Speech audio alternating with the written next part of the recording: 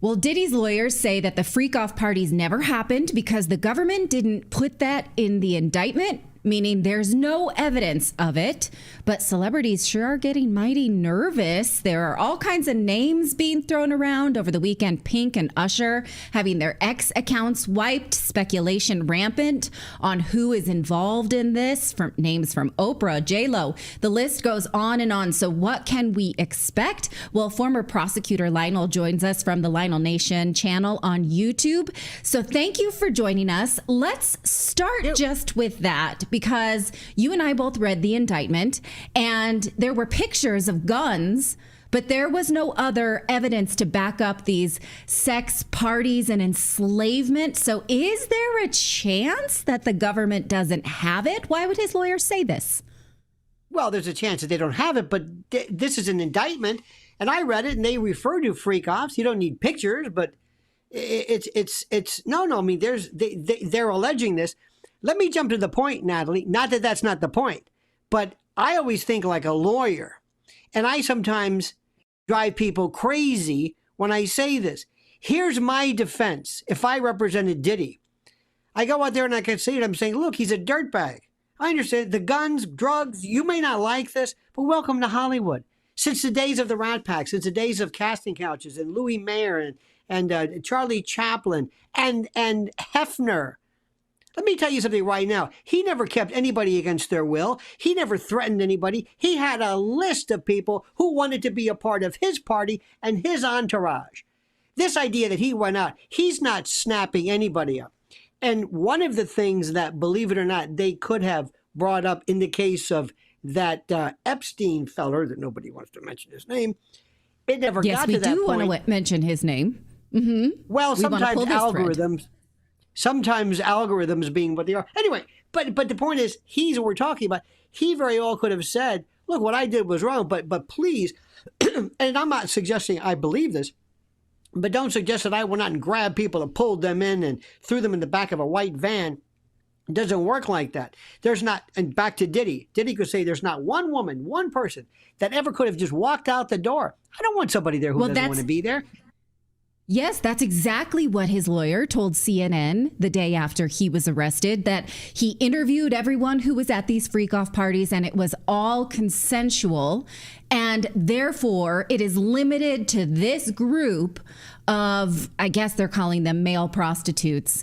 And there was only one victim referred to in the indictment. So nobody else, so nothing else there is illegal. So why then do you think that there's more there? What's under the trapdoor? And by the way, not only is, and you're correct about that, not only is there one victim, but there are no co-defendants. Normally, if you look at like a mafia, they've got loads of people left and right and names. It's just Diddy. I never knew he had that many nicknames. So the indictment is just a cursory kind of an introductory thing. It's very, very open-ended. They can file a superseding indictment. They can clarify. They can add more charges and that sort of things. But what's very interesting is, to me, the political part of this. This thing where others are worried about this. You know, one of my favorites is Oprah. Oprah Winfrey is one of my favorite subjects because I don't believe for a moment. Well, they tell us she's a billionaire. I'd love to find out how that's even remotely possible. Mick Jagger's not a billionaire, but she is. Okay, maybe, maybe not. Look at all the people that she's been involved with. And I mean so closely, from Bill Cosby to Russell Simmons to Diddy to Harvey Weinstein. Isn't it interesting? Don't you think if you were at the height of her, and by the way, she's not been in any way criminally or civilly or any way implicated in this whatsoever, but she's always in these pictures.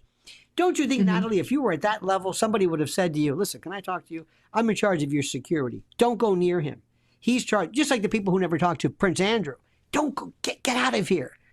We know all about these folks. It's as though they feel that they are impenetrable. They don't have to follow the rules. You can't get me. I'm Oprah. I'm whoever I am. I am these people. Harvey Weinstein. The fact that they did this to Harvey Weinstein after he was so close with the Clintons and Hollywood and Washington. It's amazing how they turn on each other. One more name, which I still can't believe, which nobody really cares about, Alec Baldwin.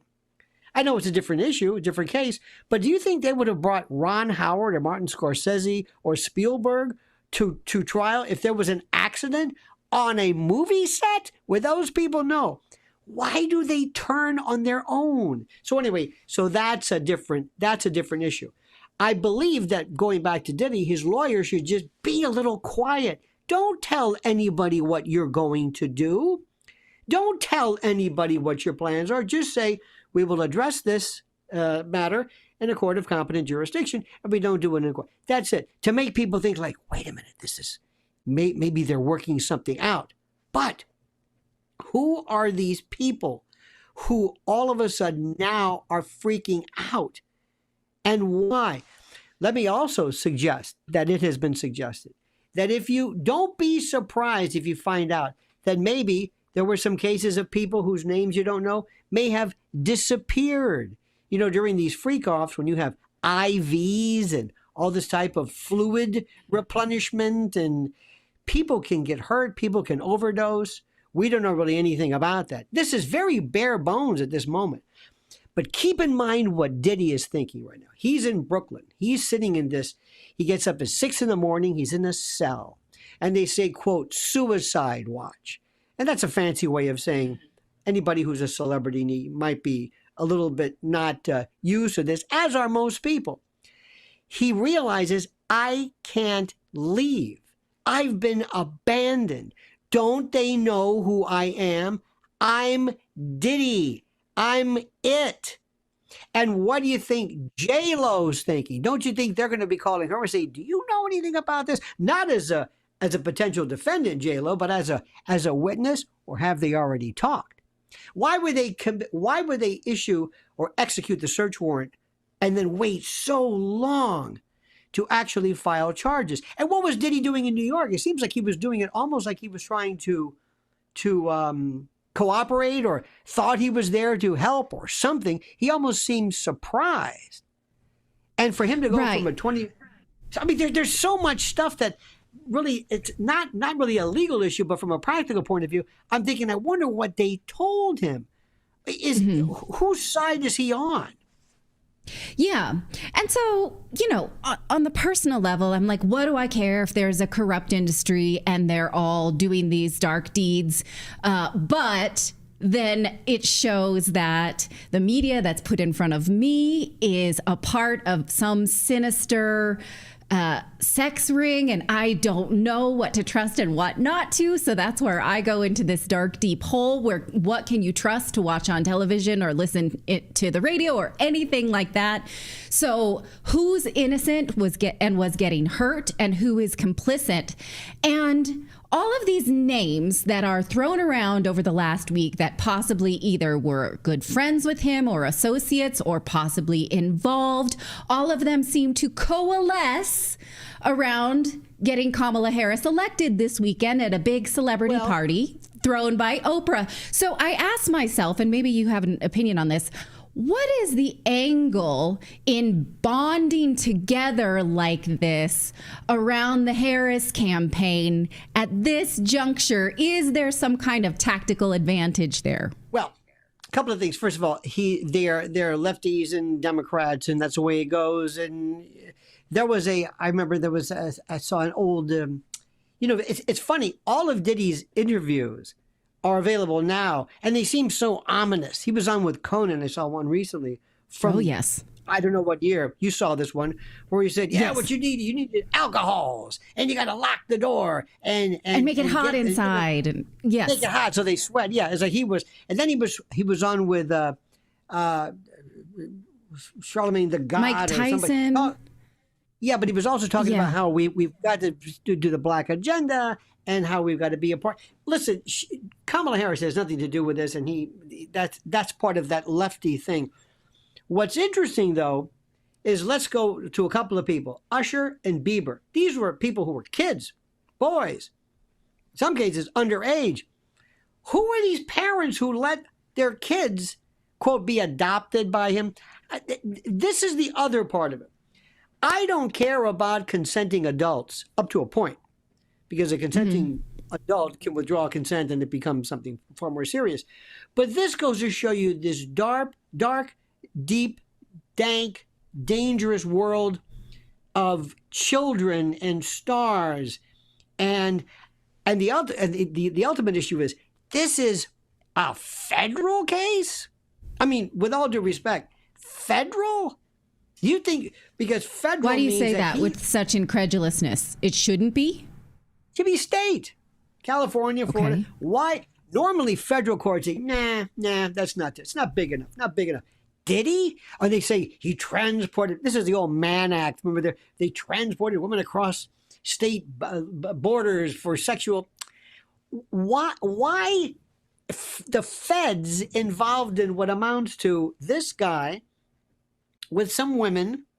Again, I'm not trying to blame, but this is not, you think of international terrorism and, Epstein, a little bit different, obviously bigger, but so many questions about this. It's like, why? So what, very quickly, in conclusion, what his lawyers should be doing is saying nothing, get to the bottom of this. And I'm sure he's already said, what do you want? How has he fallen out of favor? Who is it exactly that you're looking for? If you were to throw him in prison for the rest of his life, nobody cares.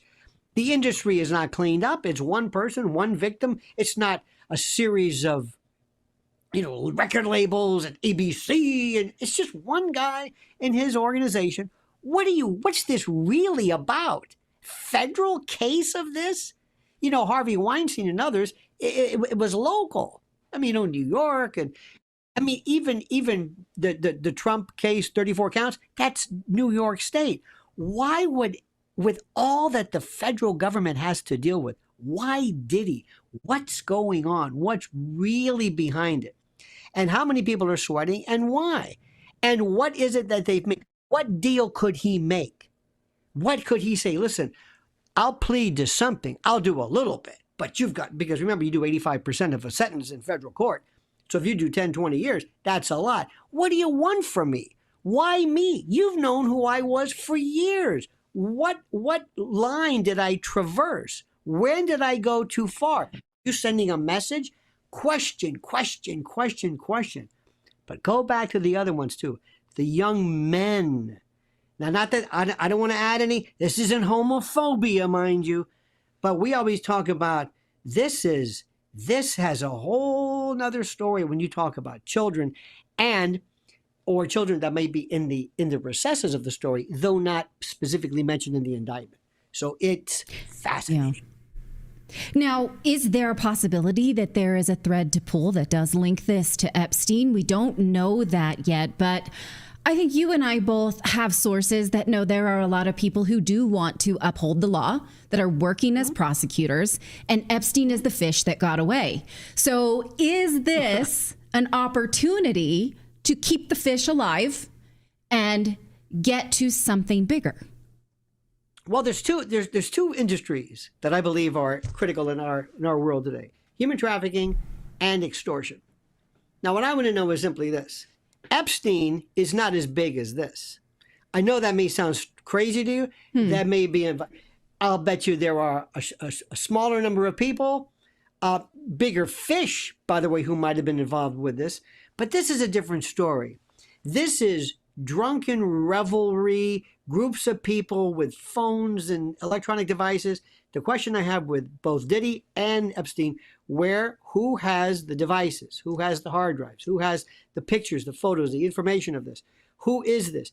If I have a veritable who's who, do you remember the Hamptons white parties that he had?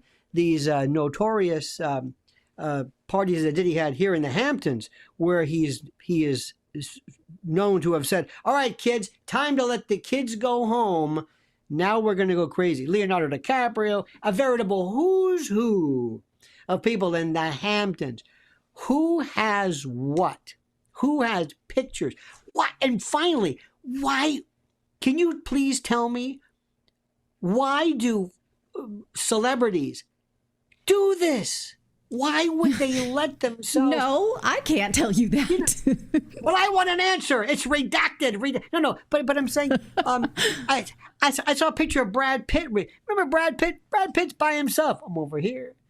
Ben Affleck. I'm over here. Everybody else is over here. Everybody else says, "Here I am. Look at me. Come on, let's party." Leonardo DiCaprio, all those boat photos. You know this world called yachting. This is a phrase that has been outed about. This is where very famous people, maybe B-listers, but somebody, are invited to go on a yacht, maybe by a sheikh or some trillionaire. Yes. Out there in see the and be Mediterranean. seen. Sure. Well, but I'm saying, but they're out there in the international waters and just hang out with us. Lo and behold, you can come and perhaps make a new friend in this famous person. And they're called yachters, yachting. It is an absolute industry. That has always been thought of as being a means of collecting extortion and blackmail. Come on out. Hi. Hello, president, or it's not president, or senator, so-and-so. Be a guest. Guess who's coming? Just a name. Think of some B-list. Would you like to hang out with so-and-so? Hey, great. Go into this room, and and I've got this. I've got you in international waters, theoretically, so I'm kind of off the hook. But all of this is recorded. I mean, okay, everything. But let's pretend, though, that we're not talking about Hollywood for a second. And let's pretend that if you really want to make it as an accountant, you have to go to sex parties in order to make it as an accountant. And what's illegal about that? And what could the government do to say, this can't happen anymore? Now everyone who wants to make it as an accountant has to do so on the up and up. Could we have a world in which that is the case for entertainment? Let's be utopic for a second. Yeah, there is nothing wrong with doing this. If you want to be accountancy, listen, we got a Christmas party, come on. If you want to be a member of the book, absolutely not. That's not sex between consenting adults is not against the law, irrespective of the reason for it. How many times do people have sex with their boss to advance a career within an office? It's done forever. Or people who just, suck up, not literally, but I mean, so that's not the problem. What's interesting is that when you use this information to threaten somebody, to coerce somebody, to have some type of an upper hold, that's extortion, that's blackmail, that's another story. If it involves the use of children, if you're trafficking children, that's another story as well. But as you said just now, and I said initially, if Diddy said, I plead guilty, I'm a player, so what? I never force anybody to do this. And we had IV drugs, and you may not like my lifestyle, this may not be for you, but I've got a list of people begging, and as soon as this girl drops out, I've got another one to replace her. This isn't trafficking, this isn't coercion, fraud, abuse, neglect, or whatever. This is just me being Diddy. It's a sick world, and you're welcome to it. Yeah. Okay, that's a terrifying outcome, though, to just say, yeah, I did this, but it was all consensual, and then he gets off. So, okay. Yes. I mean, it is, you can sue your boss for forcing him to have sex in order for a promotion. That is a civil case. You can do it. Right, you can do this. However, you could do it if you felt like you had to. Years ago, give an example, there was a case, we don't really have them anymore, but there was in the 80s or whatever, there was this groups of people who were swingers. And they would go into like a Ramada Inn, someplace. And sure. And they tried to break it up until somebody said, what's the crime here? Is it assignation? What are they doing? They're having sex. Okay. And they said, well, it seemed wrong. And then they said, my God, this is going on all the time. And the more they looked into it, it seemed as though there was something wrong with it. It might be morally reprehensible, but there was nothing illegal about it. It was one of those things that would, it's one of those. I'll give you an example of one thing which I thought was very unseemly. Okay, but it's certainly, I mean, that's even more depressing, though, that these artifacts of clear social decay are legal. Okay. No. In your opinion, it is. Listen, I don't want to be. Okay. Listen, I think it's depraved. I don't understand it. What I don't understand could fill libraries, but I know it's done. I think like a lawyer. Are you breaking the law? Are you breaking the law? Let me give you one more. I got to throw this one at you. There was a woman years ago who was she was not a hooker, not a prostitute, but she was a bondage mistress. And to make a long story short, she was found dead, or it was tragic. Okay, so they were asking whether she was a prostitute, and they said no, because she was not involved in sexual intercourse or intromission. She was involved basically in role playing. They said, yes, so people were coming over there and she was beating them with whips or whatever. He goes, yes, but that's not sexual. They says, well, it was to them. And they said, yes, but it's not intercourse. And people were going crazy there. What do you mean it's not intercourse? There's got to be something wrong with it. That's depraved. That's sad. It's not illegal. What if I paid you to be my friend? Natali, be my friend. Here's $100. That's all I want. Be my friend. And listen, if anybody asks you, you're my friend. How pathetic is that? Yes, it's not illegal. There are things that you can do that really don't, there's nothing illegal about that. It may be strange. I'll go one step further. That second, quote, assassination attempt, it wasn't an assassination attempt.